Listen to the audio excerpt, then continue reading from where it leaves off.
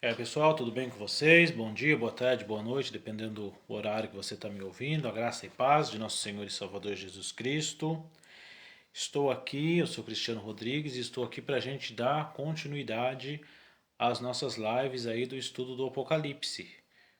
Eu sei que eu fiquei um tempinho aqui meio sumido, mas aqui estou de volta para a gente dar continuidade.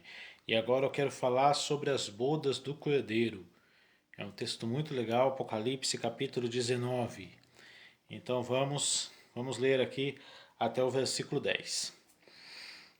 Havendo passado esses acontecimentos, ouvi no céu uma voz grave que anunciava: Aleluia! A salvação, glória e poder pertencem ao nosso Deus. Porquanto verdadeiro e justos são os seus juízos. Ele condenou a grande prostituta que corrompia a terra com a sua sedução, e das mãos dela vingou o sangue dos seus servos. E mais uma vez a multidão reunida exclamou: Aleluia! A fumaça que dela parte sobe pelos séculos dos séculos. Então vi os 24 anciãos e os 4 seres viventes prostrando-se e adorando-se a Deus, que está sentado no trono, e exclamando: Amém, Aleluia! Do trono partiu uma voz que conclamava: Louvai o nosso Deus, vós todos seus servos, e vós todos que temeis, tanto pequenos quanto grandes. Então vi algo semelhante ao som de uma grande multidão, com o estrondo de muitas águas, e poderosos trovões que bradava: Aleluia! Portanto, nosso Deus Todo-Poderoso já reina. Alegremo-nos e exultemos, e demos glória a Ele, porque chegou a hora das bodas do Cordeiro, e a sua noiva já está preparada. Para vestir-se, foi-lhe providenciado linho fino, puro, resplandecente, o linho fino que representa os atos de justiça dos santos. Então o anjo me ordenou: Escreve, bem-aventurados que são chamados para ao banquete das núpcias do Cordeiro. E disse mais: estas são exatas palavras de Deus. Diante disso, lancei-me aos pés num gesto de adoração, mas ele imediatamente me ordenou: Olha, não faças isso. Sou conservo seu e dos teus irmãos, que têm o testemunho de Jesus. Adora a Deus, porquanto o testemunho de Jesus é a essência da profecia. Então a gente já viu aqui Deus julgando a grande prostituta, o sistema religioso corrompido. Já vimos Deus julgando o sistema político e econômico, e agora vamos ver a hora que ele se junta com a sua igreja, com a sua noiva, para o momento aí das núpcias. Então nós vamos ver aqui que nos primeiros textos, nos primeiros versículos, João ainda está falando sobre o julgamento da grande prostituta, sobre o julgamento da falsa religião, o julgamento do sistema político e econômico afastado de Deus.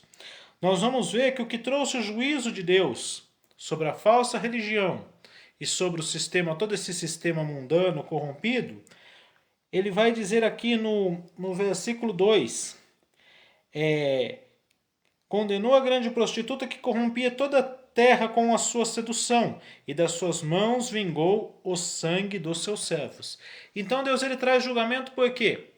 A grande prostituta, ao sistema religioso corrompido, assim como o sistema mundano no geral, aí, político, econômico, seduzia as pessoas com o seu pecado, com a sua luxúria, com os seus enganos, com os seus encantamentos. Nós já vimos isso aqui no capítulo 17 e no capítulo 18. E além disso, ele derramava sangue dos santos. Era um sistema que persegue a igreja, que persegue e mata, esse sistema corrupto, corrompido, diabólico. Ele seduz pessoas através de seus encantamentos, através da sua promessa de coisas fáceis, de prazeres nessa vida, levanta uma verdadeira rebelião contra Deus e persegue aqueles que são contra a sua cultura, aqueles que são contra, que andam na contramão, na sua oposição, que são os servos de Deus. E aqui cabe um parênteses para a gente falar que quando a pessoa quer servir a Deus de verdade, amar a Deus de todo o coração, ela vai andar na contramão do mundo. Não existe isso, uma igreja, um cristão, que ele agrada ao mundo. Eu não estou dizendo que o cristão ele tem que ser aquela pessoa chata, aquela pessoa desagradável, que está sempre incomodando os outros. Não é isso com suas pregações ou com sua suposta santidade. Não, mas no momento que você se consagra a Deus e que você decide viver para o Senhor, não tem como você agradar mais o mundo, porque o mundo odeia aquele que vive em santidade. Jesus começou a pregar o evangelho, sua família virou as costas para ele, os seus irmãos, os seus vizinhos lá de Nazaré, e assim é com todo mundo que quer viver de maneira piedosa. Essa pessoa se torna desagradável ao mundo e, em muitos casos, ela se torna perseguida. E esse sistema matava os santos, matavam os servos de Deus. Por isso Deus trouxe um julgamento. Deus trouxe um julgamento. Deus há de julgar todas as coisas. A Bíblia deixa muito claro isso, que Deus há de julgar esse sistema. Deus há de julgar a igreja corrompida, aquela que tem aparência de piedade, mas nega o poder, aquela que se diz servir a Deus, mas vive como um demônio, que diz ter os princípios do Senhor, como diz lá no capítulo 13, que tem aparência do cordeiro, mas fala como dragão, aquela igreja que aparenta cristianismo, que se diz cristã, mas vive debaixo da mesma cultura e do mesmo sistema demoníaco. Deus há de julgar, assim como há de julgar o mundo também.